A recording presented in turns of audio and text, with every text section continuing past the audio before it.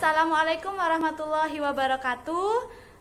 Salam sejahtera untuk kita semua. Semoga kita dalam keadaan sehat walafiat. Amin. Bertemu kembali dengan saya Arida Sofi, pendamping PKH dari Kabupaten Cirebon. Kali ini saya akan mempraktekkan bagaimana kegiatan pertemuan kelompok atau P2K2 mengenai modul kesehatan dan gizi sesi 1 mengenai pentingnya gizi dan layanan kesehatan pada ibu hamil, langkah 5 tentang pemeriksaan kesehatan setelah melahirkan.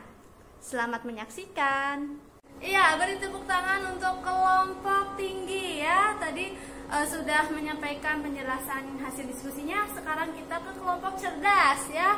Ayo kelompok cerdas ini mendiskusikan tentang di mana tempat untuk melahirkan dan apa yang dibutuhkan oleh ibu setelah melahirkan ya.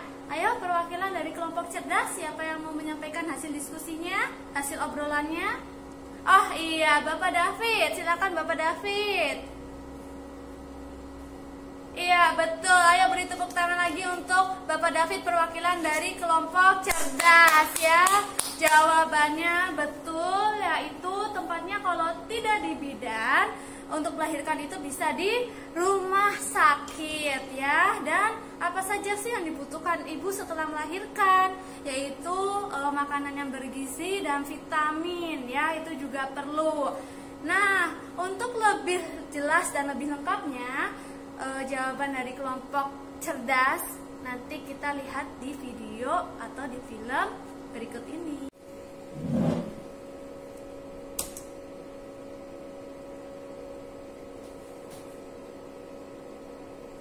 Satu, proses kelahiran bayi harus ditolong oleh tenaga kesehatan terlatih di fasilitas kesehatan. Dua, minum lagi kapsul vitamin A warna merah pada hari kedua sesudah melahirkan. 3. Memperoleh pelayanan kesehatan paling tidak 3 kali pada minggu pertama, kedua, dan ke-6 setelah melahirkan. 4. Memperoleh dan mengkonsumsi tablet tambah darah setiap hari selama 40 hari berturut-turut atau sesuai anjuran dari tenaga kesehatan jika menderita kurang darah akibat perdarahan saat melahirkan. 5. Memperoleh konseling perorangan atau kelompok tentang kesehatan khususnya perawatan bayi baru lahir, menyusui eksklusif, dan pemberian MPASI dimulai dari bayi usia 6 bulan. 6. Menggunakan alat kontrasepsi sesuai anjuran petugas kesehatan untuk mencegah kehamilan sampai bayi berusia minimal 2 tahun.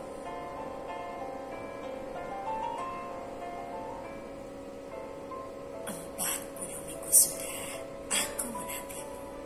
Demi kau anakku, hari ini ku tepi sakit dan nyeri. Dan saat pecahnya rentang isu, bahagia mengisi relung kalbuku. Mari sini nak, ku dekat erat kamu.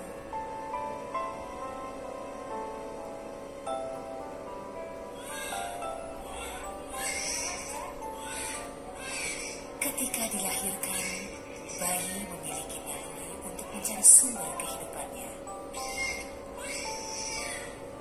Yang dibutuhkan hanyalah sentuhan kulit antara bayi dan ibunya dalam 1 jam setelah kelahirannya. Penelitian membuktikan inisiasi dini menyusu dalam 1 jam kelahirannya meningkatkan keselamatan jiwa bayi dan mendorong keberhasilan pemberian ASI selanjutnya.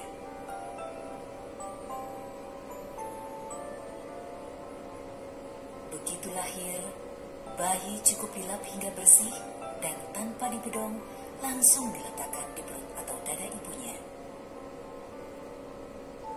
Biarkan bayi tengkurap sehingga terjadi sentuhan antar kulit perut atau dada ibu dan bayi, dan refleks merangkak dan menyusu terjadi 20 hingga 50 menit kemudian.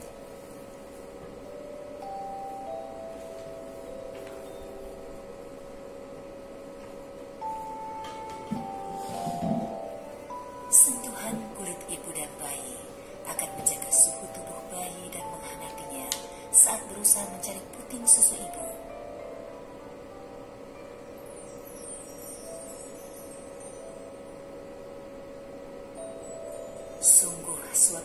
demikian menakjubkan ketika akhirnya bayi berhasil menemukan sendiri puting ibunya dan mulai menyusu. Dia akan segera mereguk kolostrum yang sangat berharga. Kolostrum atau susu pertama ibu yang berwarna kekuningan mengandung zat-zat penting untuk kekebalan tubuh bayi. Sentuhan mulut bayi dan puting ibu juga merangsang produksi ASI dan melatih bayi menyusu serta mempererat kasih sayang ibu dan belahan hatinya. Sungguh menakjubkan, mendekap dan membiarkan bayi menyusu dalam 1 jam kelahirannya, meningkatkan kelangsungan hidup si bayi. Jadi saat ini saya sudah mulai menerapkan inisiasi dini ini, sehingga di hari-hari kemudian saya akan lebih percaya diri dan memberikan dukungan kepada semua ibu hamil di desa saya untuk senantiasa berusaha memberikan ASI-nya pertama kali, terutama untuk menerapkan inisiasi dininya. Saat ini itu hanya sedikit sekali masyarakat yang melahirkan tidak dengan bidan, sehingga ketika semua bidan nanti bisa mendapatkan teori atau ilmu ini, kami optimis untuk program ini bisa berhasil. Pada hari itu saya masih ingat sekali hari pertama di mana di situ ditampilkan inisiasi dini.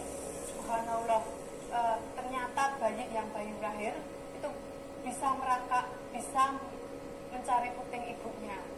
Inilah waktunya kita untuk memberikan hak bayi-bayi atau hak anak-anak mereka untuk mendapatkan ASI.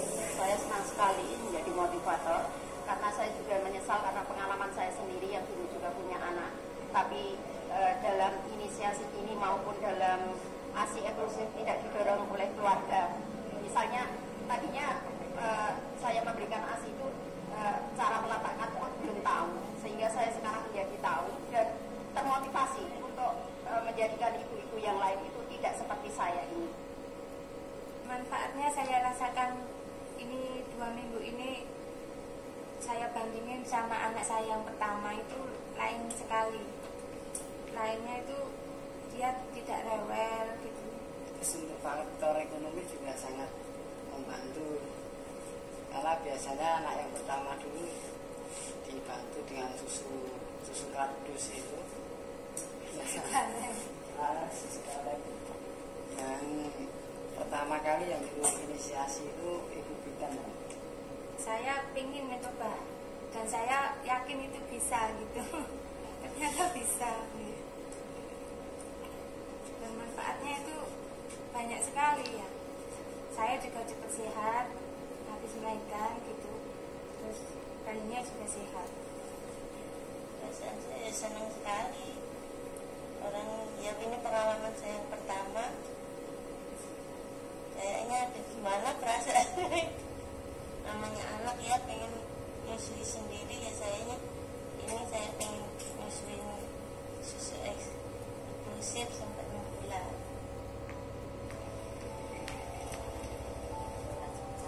Terus ini menyusui secara kuku kok ada rumput imunisasi.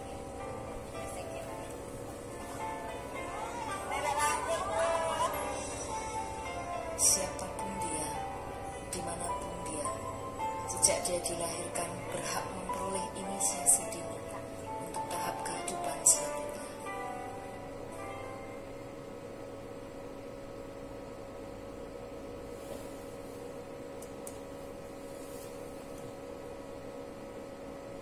Ya, ibu-ibu, bapak-bapak, gimana tadi filmnya?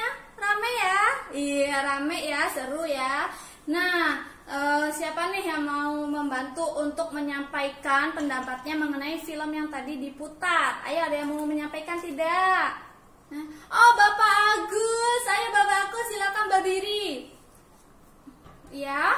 Oh iya. Beri tepuk hebat untuk Bapak Agus ya, ibu-ibu, bapak-bapak. Ayo, tepuk hebat. Hebat, hebat. Hebat, hebat. Hebat, ya hebat. Bapak Agus bisa bantu menyampaikan isi film tadi. Kata Bapak Agus, di film itu kalau misalnya istri kita atau seorang ibu ingin melahirkan, harus dibawa ke tempat bersalin atau tempat kesehatan, yaitu puskesmas ya.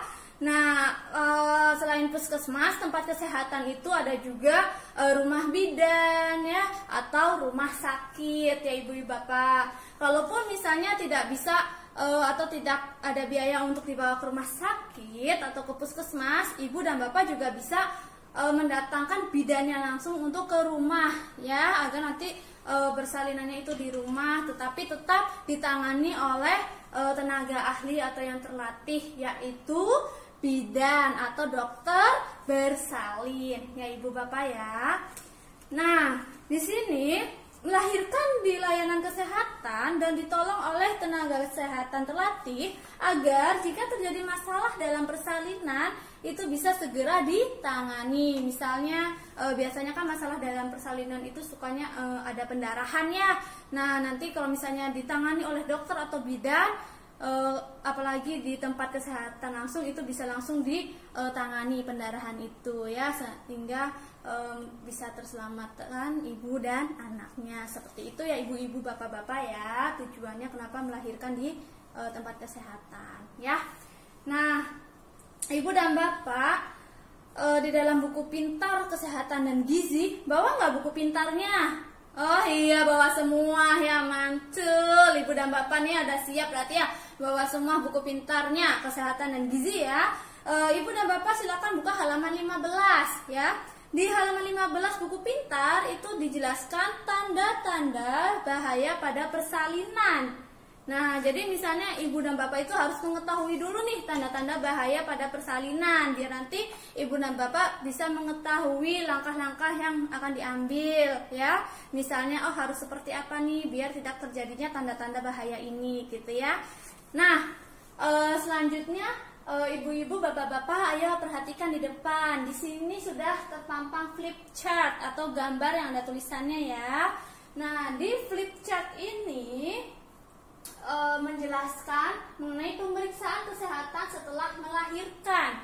Jadi setelah melahirkan, ibu-ibu itu perlu untuk periksa kesehatan ya, sama bayinya juga diperiksa agar mengetahui perkembangan bayi dan perkembangan kesehatan ibu setelah melahirkan. Karena pada saat melahirkan itu kan seorang ibu bertaruh nyawa ya, maksudnya antara hidup dan mati gitu. Nah, jadi kalau misalnya itu diperiksa biar nanti keadaan sang ibu dan anak baik-baik saja ya.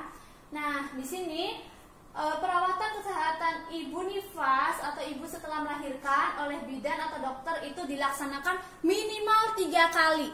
Ya, ingat ibu-ibu dan bapak-bapak, minimal 3 kali dilakukan pemeriksaan setelah melahirkan. Kapan aja sih? Ayo, ada yang mau bantu membacakan? Oh iya, Ibu Yunda, ayo Bu Yunda. Yang pertama kapan? Ya, 6 jam sampai 3 hari setelah melahirkan. Ya, berarti langsung ya di cross check saat itu juga. Terus yang kedua yaitu hari ke-4 sampai ke-28 setelah melahirkan, ya.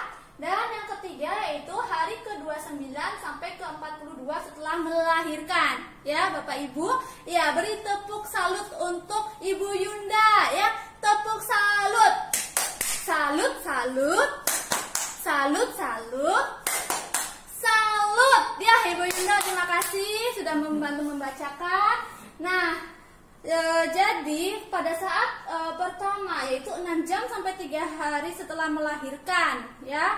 Kedua 4 sampai 28 hari setelah melahirkan, dan yang ketiga hari ke-29 sampai 42 setelah melahirkan ya.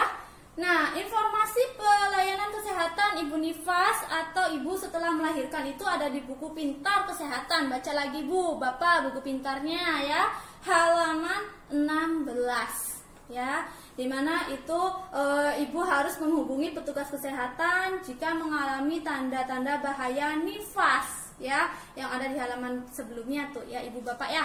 Nah, jadi harus cepat tanggap nih jika ibu atau bapak mengetahui kalau istrinya itu mengalami tanda-tanda bahaya nifas, harus segera laporkan ke petugas kesehatan atau langsung bawa aja ibunya itu ke puskesmas ya.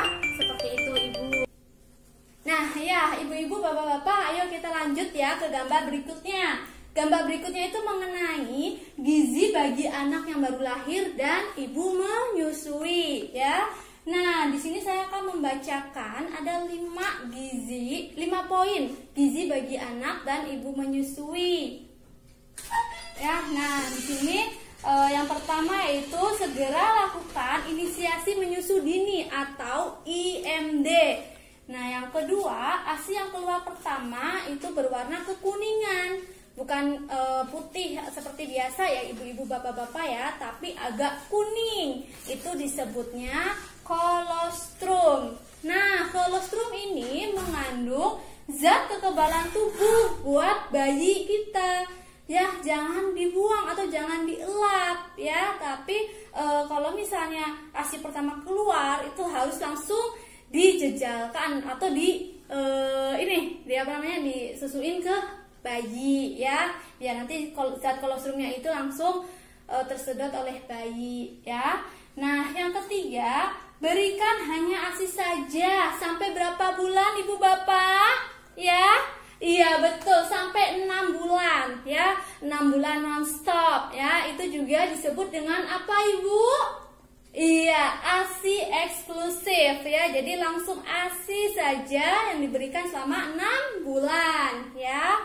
Nah, yang berikutnya, ibu menyusui itu harus makan makanan yang beraneka ragam, yang mengandung karbohidrat, protein hewani, protein nabati, sayur dan buah-buahan ya. Karena apa? Karena sang ibu menyusui itu akan menyalurkan makanan atau gizi untuk bayinya melalui ASI. Oleh karena itu, ibu-ibu yang sedang menyusui juga harus banyak makan makanan yang bergizi biar nanti terserap gizinya oleh bayi ya.